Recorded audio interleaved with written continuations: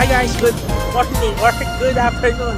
This is Nelius, Tito Nelius reporting live here in Chongqing, China. Oh. Ang ganda, oh, may bus, may bridge, oh, may water, diba? So right now I'm about to enter this tall building, diba? It's about more than 22nd floor, oh. Yun, oh.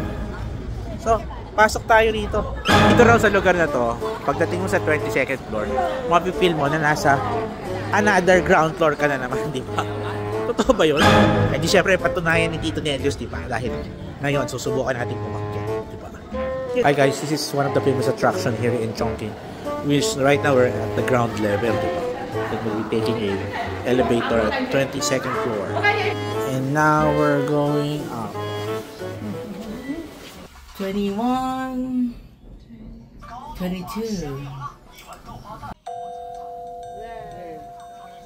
So guys, andito na tayo sa 22nd floor ng building na tinuro ko kanina. Ito daw, ang piling niya ay parang ground level, ha? Ano kaya? Legit kaya to? So we're now here at the 22nd floor, but it looks like just the ground level, you know? Siyempre, siyempre may fans na ako from Europe eh. Kailangan mag-English. At sa bridge na to, makikita natin kung saan tayo galing kanina sa baba, di ba? Legit nga. At tapos sumakay sa elevator hanggang 22nd floor, tumawid ang tulay na to at nakita yung building na ito. Ito yung pupuntahan natin.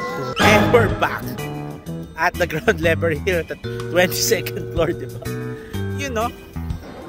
At sa building na ito, dito makikita yung parang second ground floor. Yan, no? Diba? Totoo kaya? Lamig. Look, oh. It's like a ground level again, diba?